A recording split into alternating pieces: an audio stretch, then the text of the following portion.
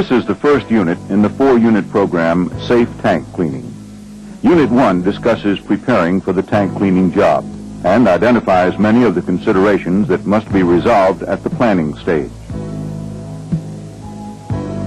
Stationary storage tanks are used throughout the petroleum and petrochemical industries to contain crude oil and petroleum products. Many of these materials are flammable and some are toxic. Storage tanks are commonly found at refineries and petrochemical plants. They are also found at marketing terminals and at pipeline terminals, as well as at crude oil production facilities and at bulk crude terminals.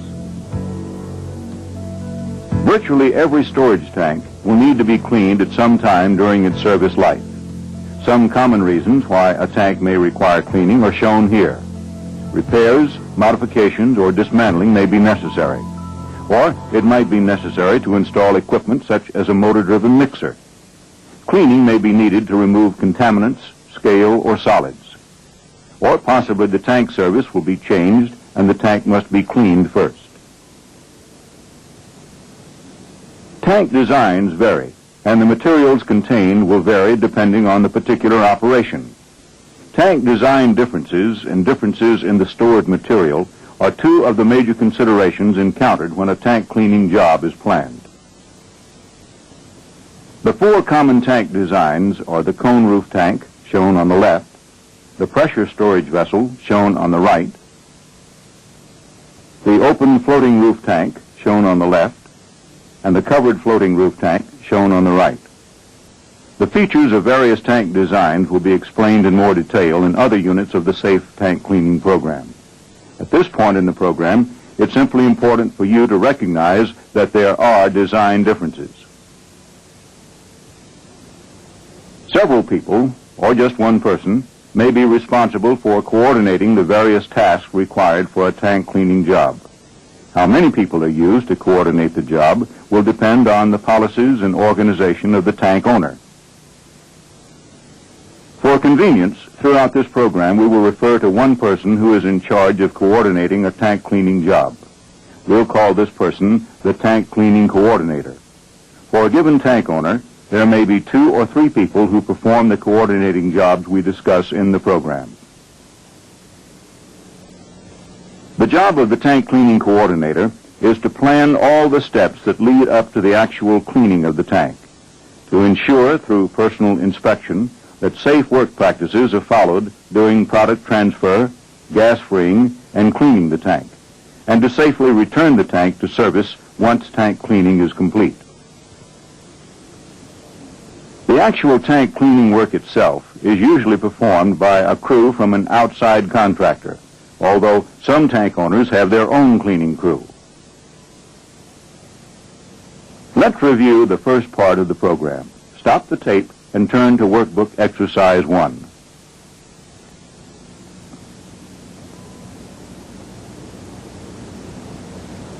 Once the tank owner has made a decision to clean a tank, the tank cleaning coordinator arranges a planning conference.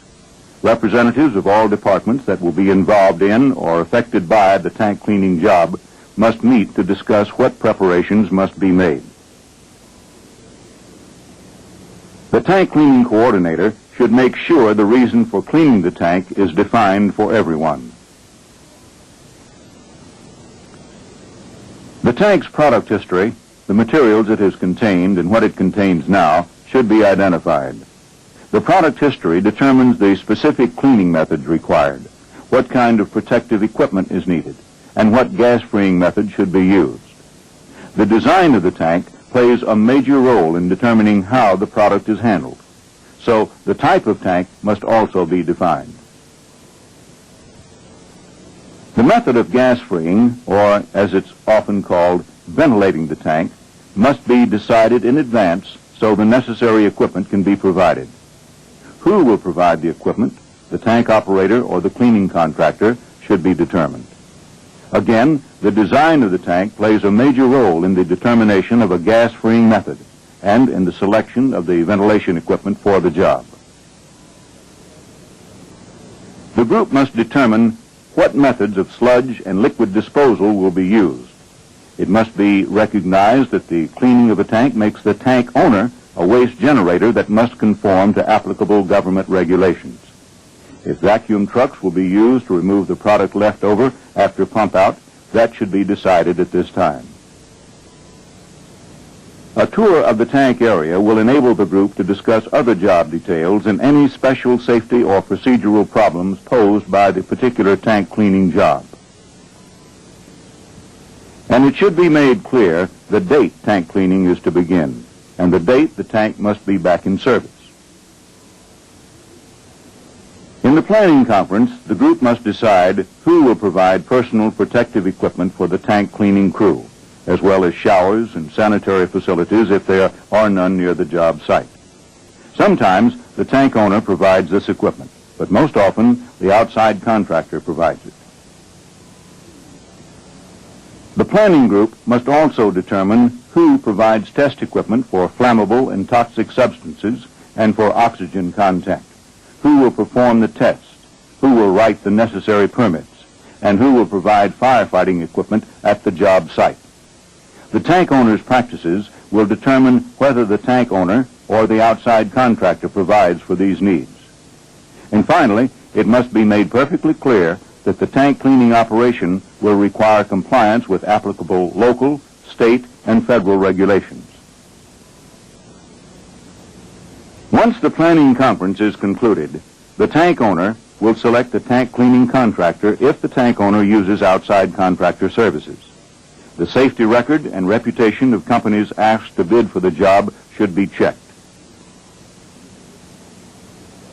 Ideally, the tank owner should use a written contract that spells out everything expected of the tank cleaning contractor, including who provides various equipment, so there's no misunderstanding at the job site. Once the contractor has been selected, the tank cleaning coordinator meets with the tank cleaning contractor's job foreman. The coordinator will go over the same points that were discussed in the planning conference.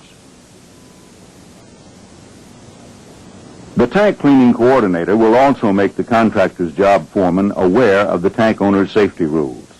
If the tank owner has a safety handbook, the tank cleaning coordinator should give the foreman a copy.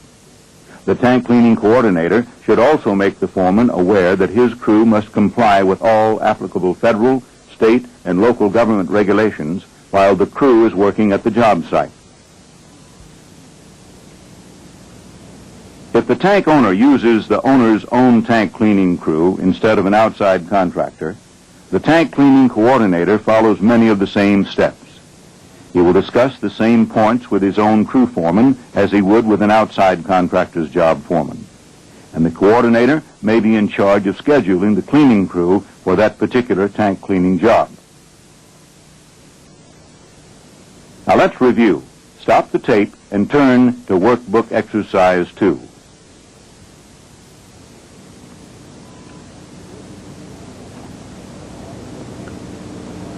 Certain potential hazards are a part of every tank cleaning operation. It's the tank cleaning coordinator's job to eliminate or minimize hazards before and during the tank cleaning work. The potential hazards listed here are typical of virtually all tank cleaning jobs. Let's review them and the ways they can be minimized or eliminated. Many storage tanks contain flammable materials. If the right amount of heat is present, and if the right amount of flammable vapors mixes with oxygen in the air, a fire can result. As you probably know, it is the vapors rising from the surface of a flammable liquid that provide the fuel that can ignite and burn. Without the right amount of heat, oxygen in the air, and vapors for fuel, a fire cannot start. When the right amount of vapors to produce a mixture that can burn exists, we call this a flammable mixture. Any source of heat which can ignite a flammable mixture of air and vapors is called a source of ignition. Gasoline-powered engines, welding torches, and cigarette lighters are all examples of sources of ignition that could ignite a flammable air and vapor mixture, given the right conditions. When a tank is emptied and prepared for cleaning, vapors from the material remaining inside the tank can rise into the space that formerly contained liquid. Before the tank can be cleaned, it must be freed or ventilated of these flammable vapors.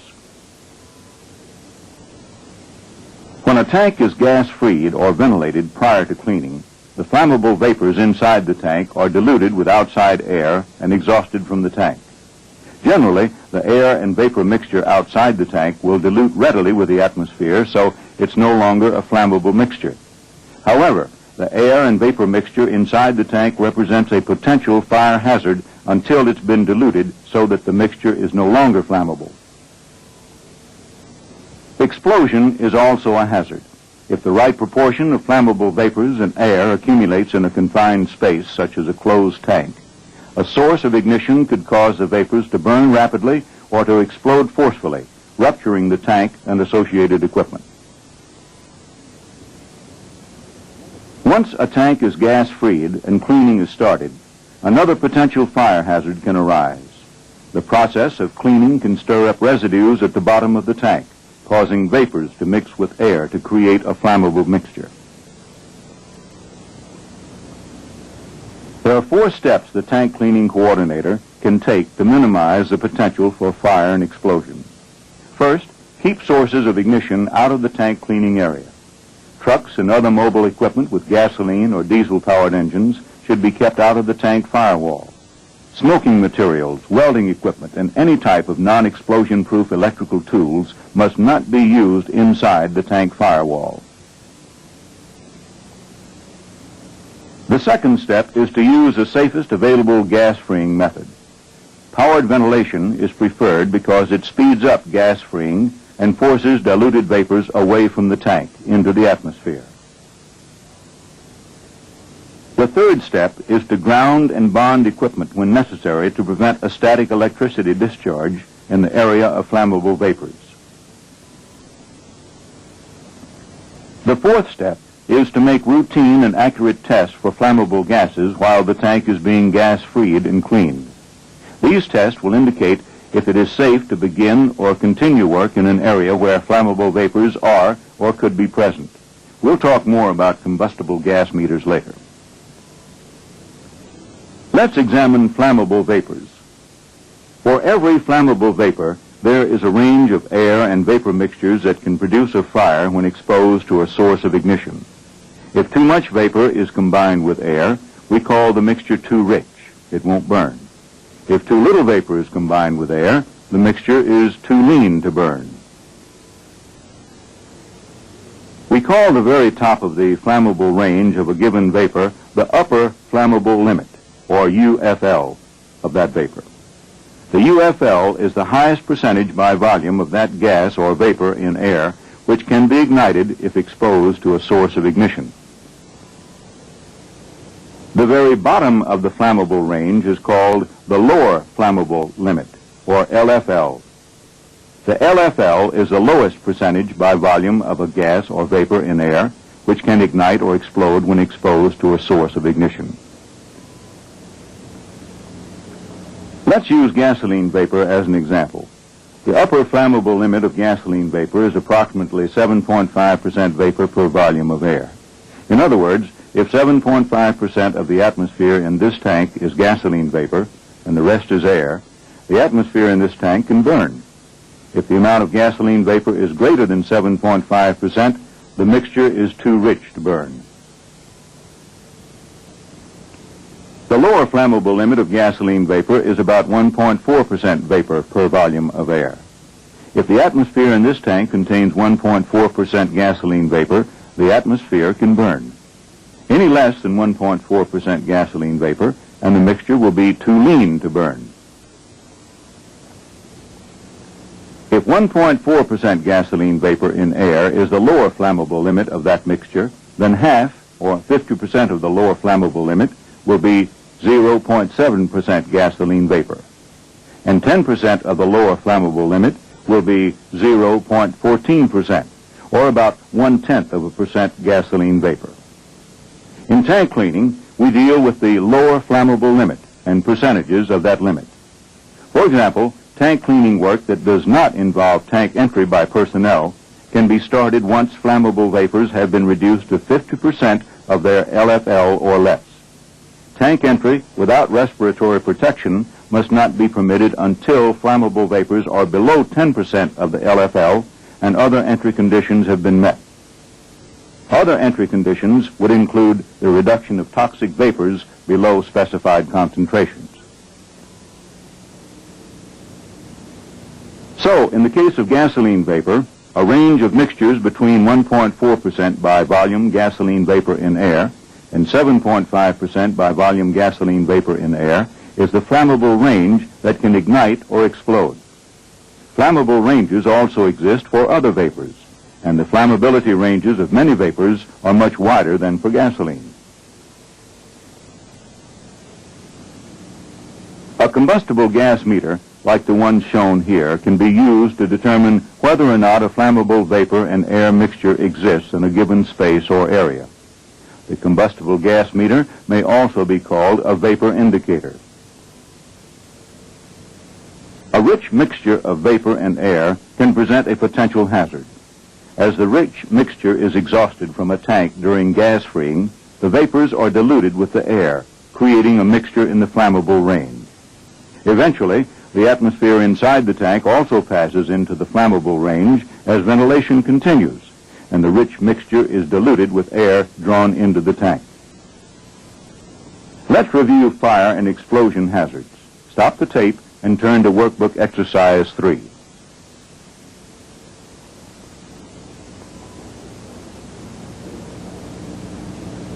Toxic substances may pose hazards during a tank cleaning operation.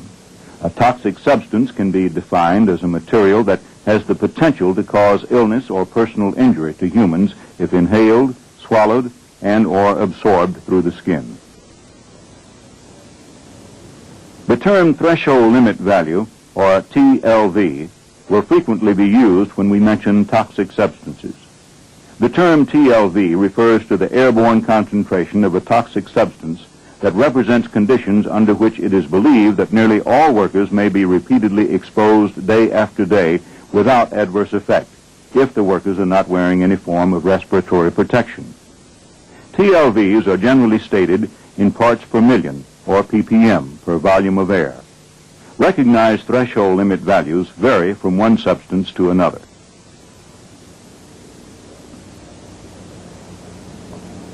H2S, hydrogen sulfide, is a toxic substance found in many storage tanks. This substance can cause respiratory collapse and death. As with all of the inhalation hazards we will discuss except for organic lead, the primary way to eliminate the hazard of H2S inhalation is by pumping out and flushing out the material in the tank, followed by thoroughly ventilating the tank. But often it's necessary for workers to enter a tank firewall during pump out of a tank's contents and before the H2S hazard is eliminated. Respiratory protection must be worn in an area where the H2S level is above the TLV of 10 parts per million. For all tank cleaning situations where respiratory protection equipment is required, positive air pressure, full face piece equipment is to be worn. A detector tube is shown on the left, or a test meter as shown on the right can be used to detect the quantity of H2S in the air and to determine if respiratory protection is needed. Another toxic substance, organic lead, is found in many gasoline storage tanks. Because the amount of lead contained in tank residues cannot be accurately predicted in advance, tank cleaners must always wear supplied air-breathing equipment and skin protection when cleaning a tank that has in the past contained organic lead, or that may have contained organic lead. A lead-in-air tester like this one can be used to test for organic lead concentrations in a tank's atmosphere after the tank has been cleaned. Benzene is another toxic material that may be encountered. High levels of benzene have been linked to serious blood disorders and possibly to leukemia. Research indicates that continued skin contact with liquids containing benzene may cause skin disorders. In varying amounts, benzene is present in many hydrocarbon mixtures ranging from crude oil to refined products. If we exclude pure benzene, The highest amounts of benzene are usually found in unleaded gasolines. If benzene is present in the air in amounts above recognized threshold limit values, respiratory protection equipment must be worn. As with all tank cleaning situations where respiratory protection is required, positive air pressure, full face-piece breathing equipment is to be worn for tank cleaning operations when benzene is above recognized TLVs. Benzene concentrations may be measured in a variety of ways.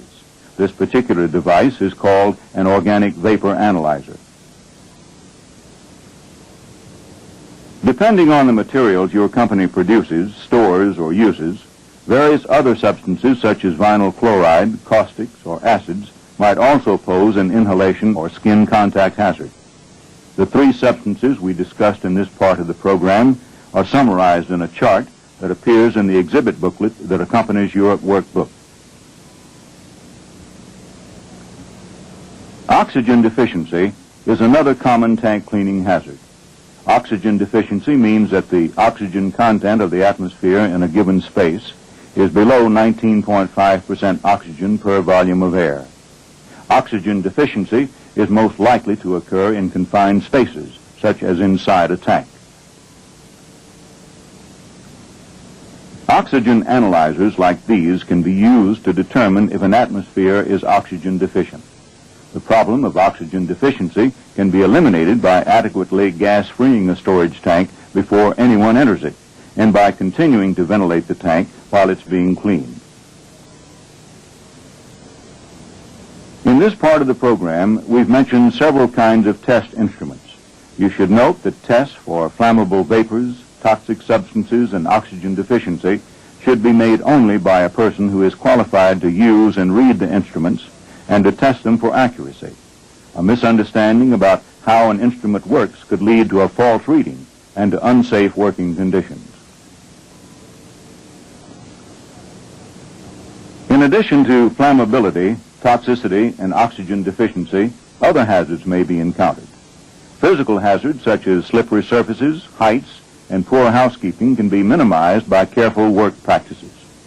The tank cleaning coordinator should visually inspect a tank before the tank cleaning crew enters to help spot problems in advance.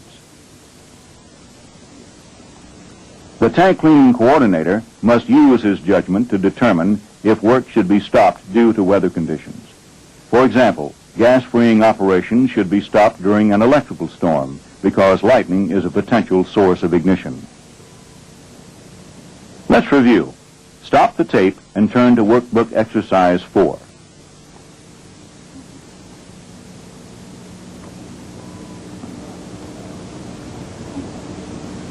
The jobs required during a tank cleaning operation can be placed into one of these three general job categories.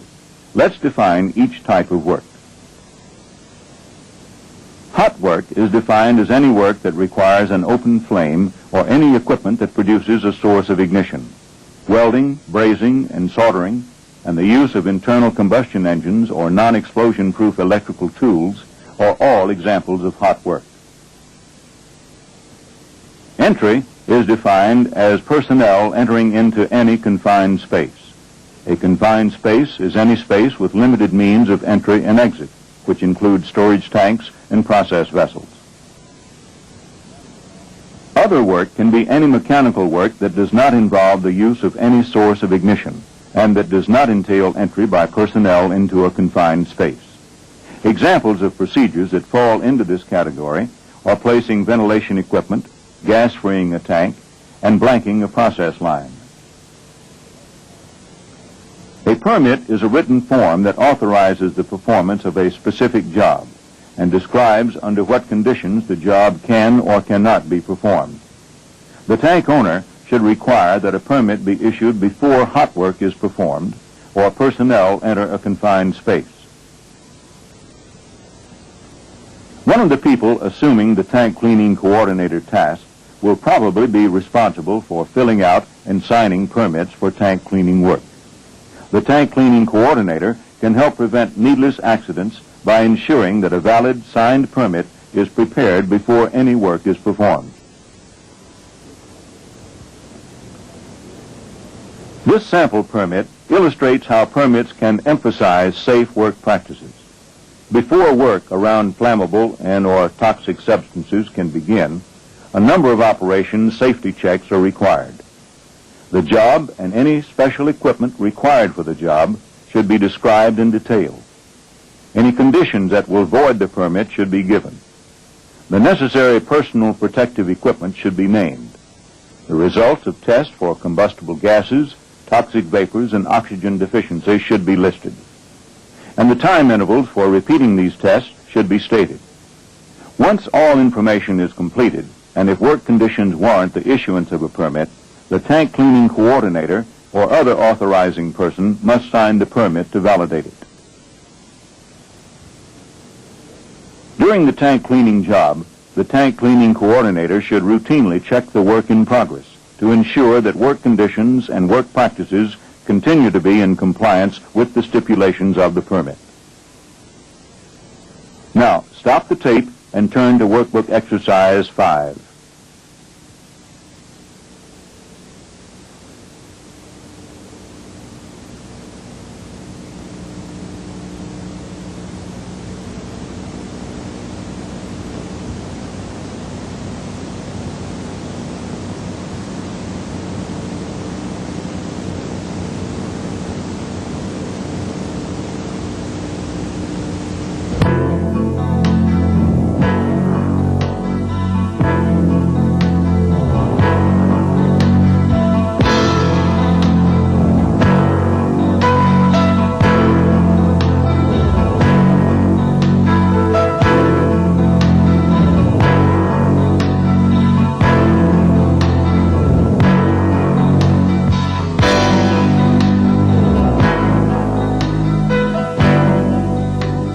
This is Unit 2 in the 4-part program Safe Tank Cleaning.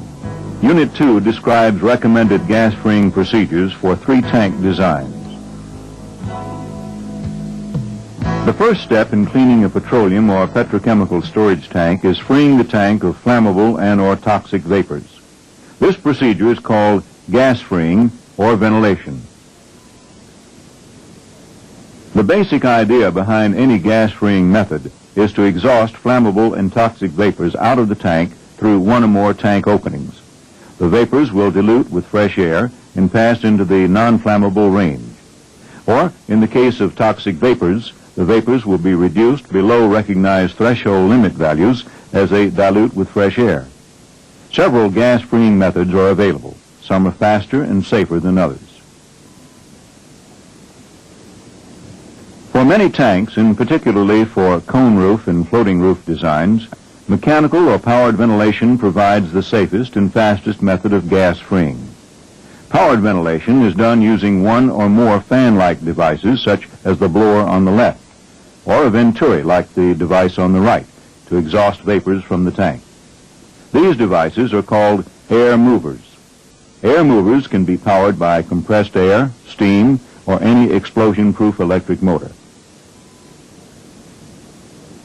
This drawing shows a common air mover installation. An air mover has been placed at a roof manway. When the shell manways are removed and the air mover is turned on, outside air is drawn into the tank.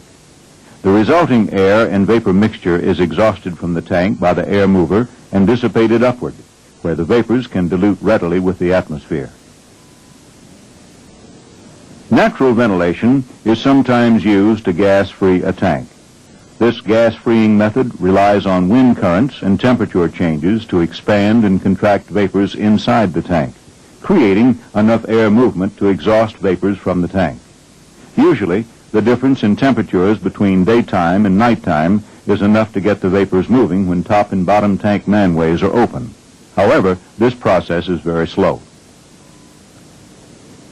During natural ventilation, vapors heavier than air may crawl along the ground and accumulate in low spots, introducing an undetected fire or explosion hazard.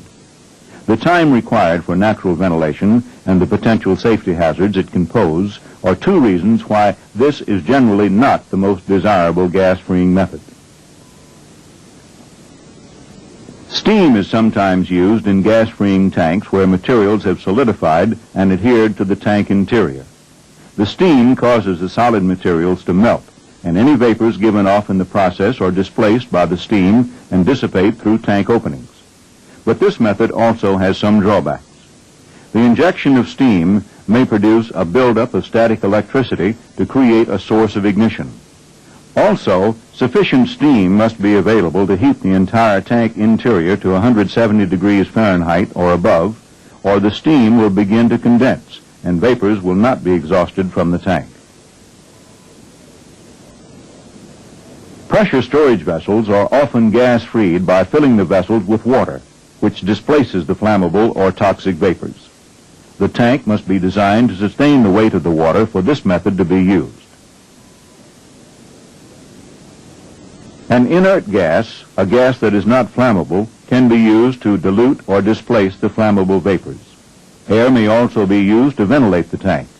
If this method is used, extreme caution must be exercised to prevent any air from entering any gas collection or flare system which serves the tank.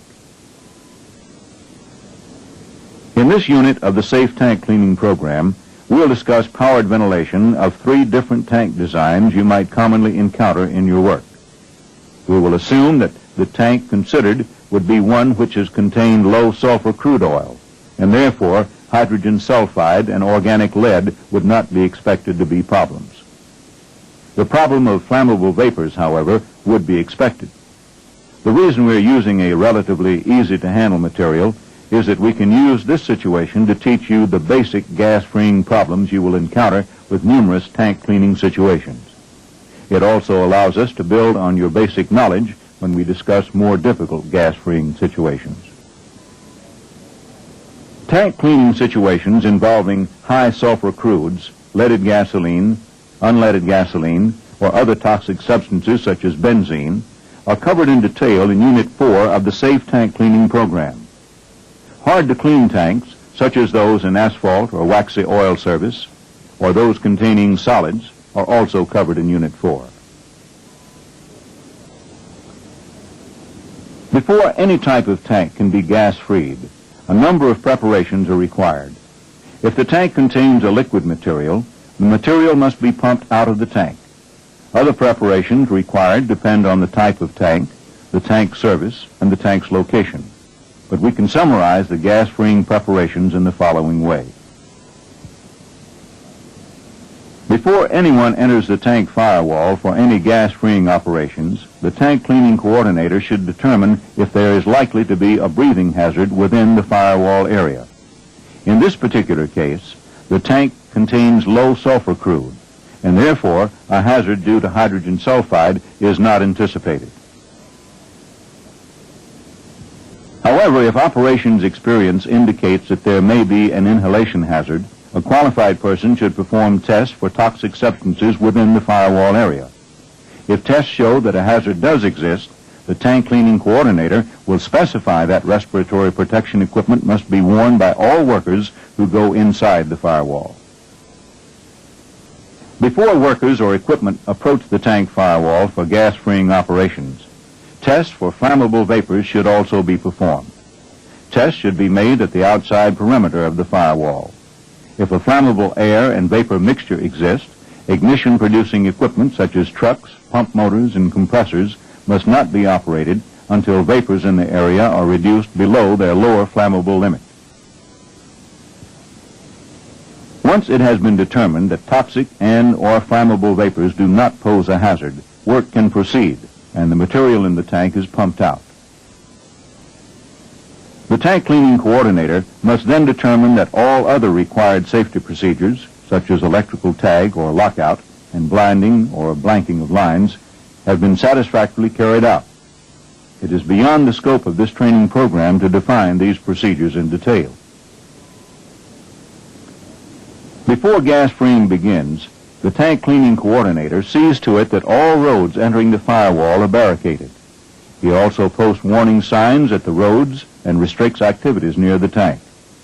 These precautions can minimize the introduction of potential sources of ignition into the tank cleaning area when flammable vapors may be present. Let's review ventilation methods and general preparations for gas freeing. Stop the tape and turn to Workbook Exercise 1.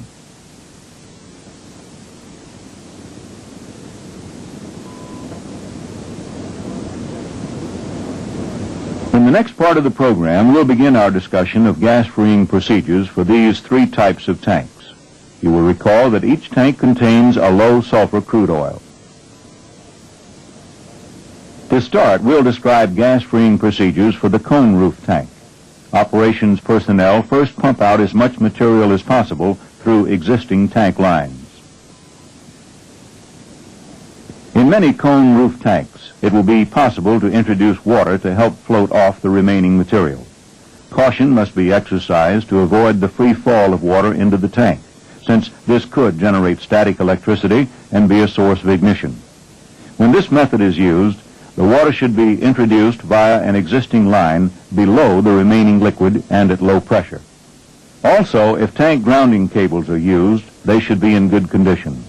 Water and crude oil residue are pumped out at a water draw-off or sump. When as much material as possible has been removed from the tank, electrical equipment is locked or tagged out. Power for all tank equipment should be de-energized at the main breaker box. Lines leading to and from the tank, including steam lines, are blinded or blanked, except lines for firefighting foam and water draw-off. The number of workers and the work activity inside the tank firewall should be kept to a minimum during gas freeing.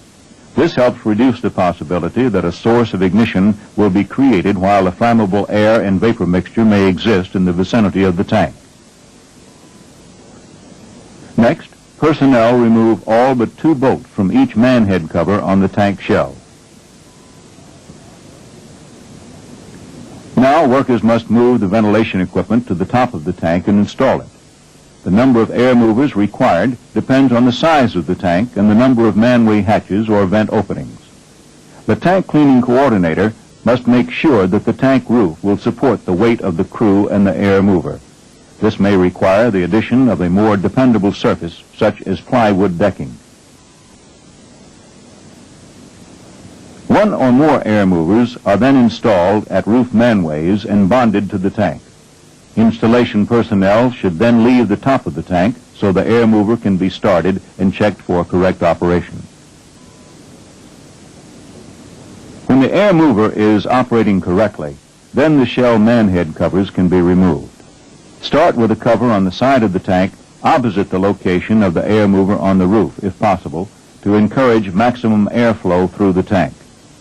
Some companies blanket the air entering the tank with water from fog nozzles at each open manway to ensure that the air is wet. Unit 4 of this program discusses this technique when dealing with pyrophoric substances. The approximate level of flammable vapors inside the tank must periodically be determined during gas freeing. During this initial phase of gas freeing, tests for flammable vapors are performed from outside of the tank. In order to ensure that readings obtained by testing represent the true condition of the tank's atmosphere, ventilation equipment must first be shut down for at least 15 minutes.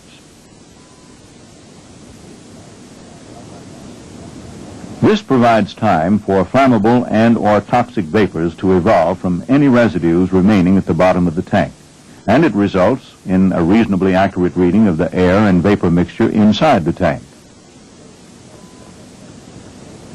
The person testing for flammable vapors should insert the test probe inside a manway to one side of the opening. The probe should be kept considerably above the surface of any tank residue. Once the test is complete, ventilation is started up again until the tank is again tested for flammable vapors. When gas tests show that flammable vapors in the tank atmosphere have been reduced to 50% of the lower flammable limit or less, water can be applied to float off tank residue. If water is introduced by means of a hose through a shell manway, the hose should be open-ended and dropped below the level of the product retained in the tank. This will prevent static buildup caused by water flow and water free-falling to the surface. If scale, sediment, or solids are a problem, pressurized water streams directed by personnel outside the tank can be used to help break up residue on the tank bottom. The water nozzle should be bonded to the tank shell to reduce the possibility of a static electricity discharge. Ventilation of the tank continues until tests made from outside the tank show that the tank atmosphere has been reduced to 20% of the LFL or less. At this point, a properly executed permit for entry into the tank may be obtained. The air mover is shut down for at least 15 minutes. 15 minutes or longer after ventilation has been stopped. The person taking the vapor test may enter the tank wearing breathing air equipment of either the self-contained or hose line type, a safety belt with lifeline, and other personal protective equipment such as a hard hat, impervious boots, and impervious gloves. Tests for flammable vapors and for oxygen deficiency are made. Toxic substances are not a problem in this tank, but if they were, tests of all known or suspected toxic vapors would also be performed. The tank can be entered without respiratory protection equipment if tests show that all these criteria are met. First, flammable vapors must test at 10% of their lower flammable limit or less. Toxic vapors, if any, must be measured at below their recognized threshold limit values. Oxygen content in the tank atmosphere must be 19.5% by volume or greater, and the tank must not have contained organic lead. A valid tank entry permit must be issued indicating that the first 4 criteria have been met. But suppose the conditions at a particular tank make it difficult or impossible to meet the criteria for entry without respiratory equipment. Then workers may enter the tank wearing respiratory protection equipment, provided all of the following criteria are met. Flammable vapors are no greater than 20% of their LFL. The tank atmosphere must contain at least 16% oxygen.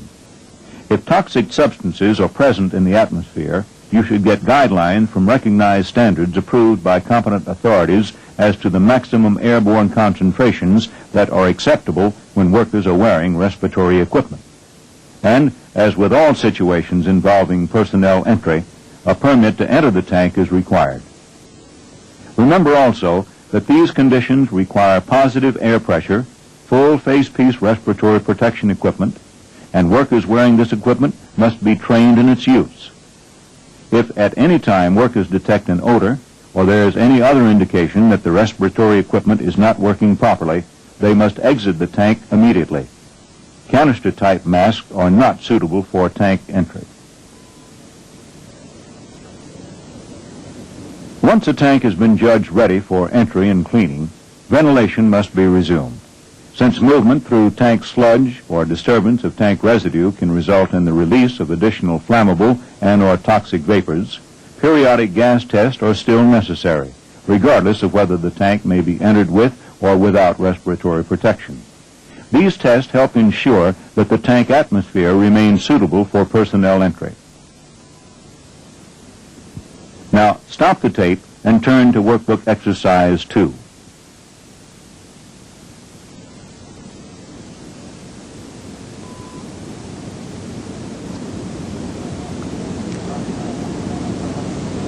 An open-top floating roof tank poses different pump-out and gas-freeing problems than a cone roof tank.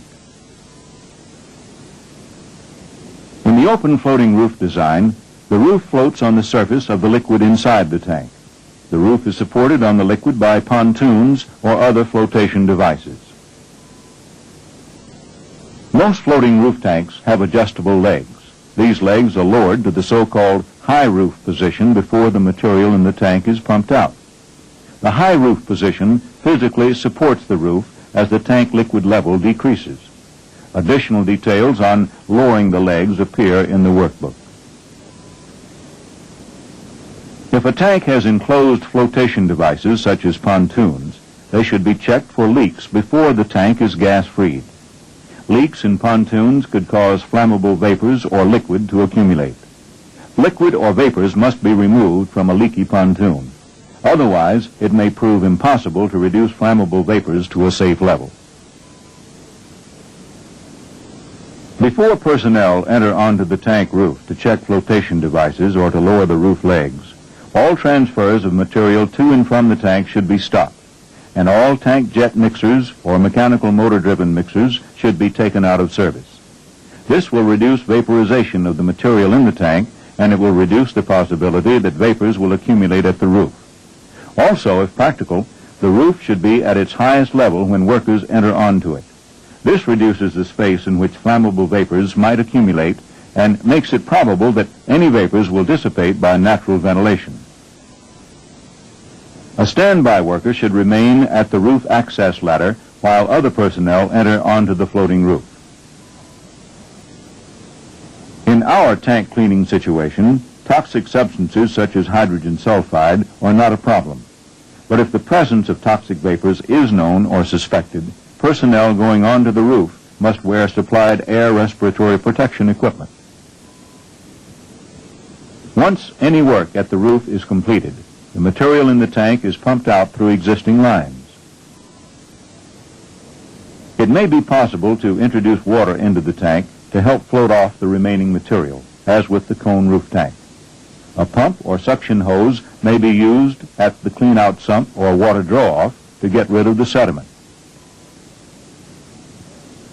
As with the cone roof tank, all electrical equipment associated with the tank is tagged or locked out once as much material as possible has been removed from the tank. Lines leading to and from the tank are blinded or blanked, and all but 2 bolts are removed from manway covers. The tank is now ready to be gas-freed. 1 shell manway cover is removed. A 90-degree L-shaped duct is placed on the shell manway. The L will direct vapors up and away from the tank so they'll be dispersed readily. An air mover is installed at the end of the L looking upward. If an electric motor-powered air mover is used, the motor must be grounded. It may be advisable to connect a flexible tube duct at the discharge side of the air mover. This will disperse vapors higher up and away from the tank. Also, if tank size warrants it, more than 1 air mover may be used.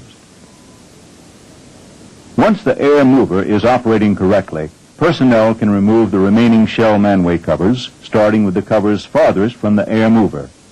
Again, some companies will wet the air entering the tank with water by using fog nozzles at each open manway.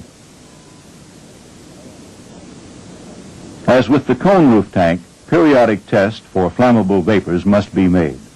Once vapors are reduced to 50% of their LFL or less, the tank cleaners may introduce water into the tank bottom through shell manways. If pressurized water is not necessary, an open-ended water hose may be used to float off residue. When a gas test is to be performed inside the tank, ventilation equipment must be shut down for at least 15 minutes prior to the test, and a permit to enter must be executed. As with all the tank cleaning situations we will discuss, the tank can be entered by workers who are not wearing respiratory protection equipment if all of these criteria are met. Flammable vapors are at 10% of their LFL or less. Toxic vapors are below their threshold limit values. The tank contains at least 19.5% oxygen. The tank is organic lead hazard-free, and a permit to enter the tank has been issued. If flammable vapors are below 20% of their LFL, and reducing flammable vapors to 10% or less will probably be difficult, workers may enter the tank if they wear positive air pressure, full face-piece respiratory protection equipment, and the other criteria must also be met. Toxic substances must be below recognized standards. The tank must contain at least 16% oxygen, and a valid tank entry permit must be issued. Now, stop the tape and turn to Workbook Exercise 3.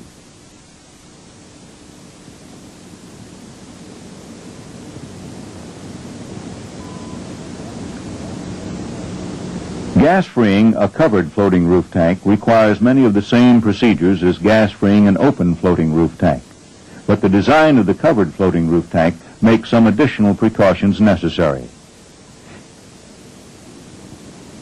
In a covered floating roof tank, the roof that floats on the surface of the liquid is covered by a fixed external roof.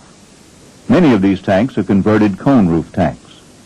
The area between the fixed roof and the floating roof is a confined space where flammable or toxic vapors may accumulate under certain conditions. In order to help ventilate this space between the roofs, it may be necessary to use a piece of flexible duct as shown in this slide. Without the duct, air movement is from the tank vents to the air mover, and not much mixing occurs. The duct increases mixing by forcing air movement from the vents to the duct opening, located near the floating roof, and then out of the tank via the air mover. The floating roof is often constructed of thin metal, or the floating roof may be made of plastic foam covered by a layer of non-porous plastic. Some covered floating roof materials are subject to damage. Some materials may ignite if, after cleaning, hot work such as welding is performed close by. In some cases, it may be necessary to put decking on the roof before walking on it, and some roof materials can't be walked on under any circumstances. Before personnel enter onto a covered floating roof to perform any work, a qualified inspector should determine that there are no structural problems that could cause workers to fall through the roof.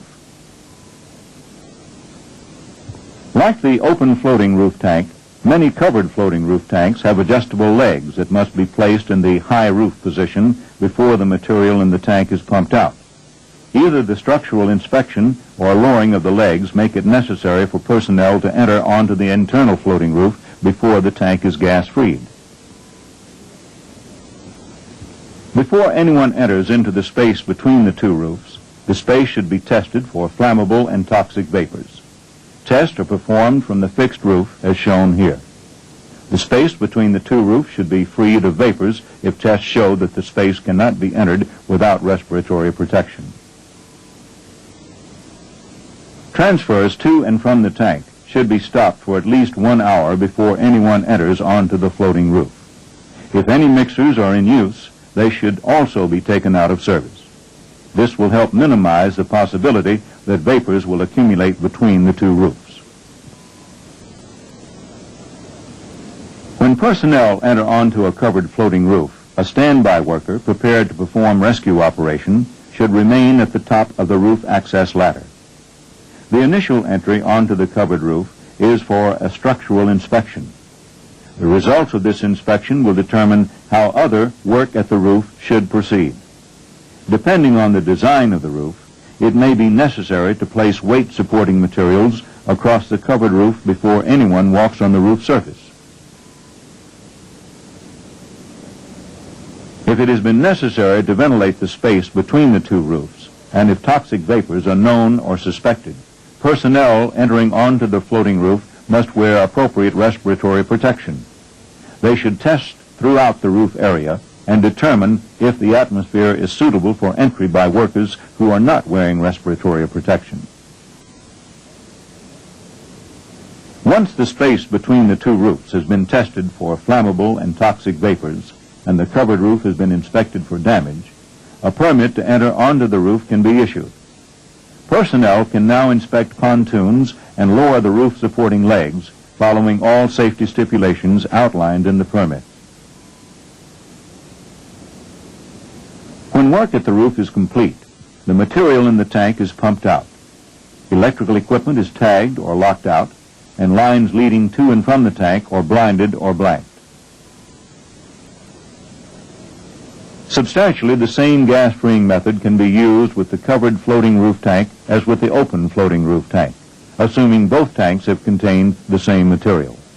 A 90-degree L and a flexible duct are used in conjunction with a powered air mover to exhaust vapors from the tank. Ventilation equipment should be shut down for about 15 minutes prior to all gas tests. The tank may be entered by workers once the tank has been tested for entry conditions, as long as the criteria we described earlier in the program have been met. Remember that in this unit, we discussed gas-freeing methods for 3 tanks containing a low-sulfur crude oil. Unit 4 of this program will cover gas-freeing tanks that contain other, more hazardous materials, and materials which are more difficult to remove from the tank.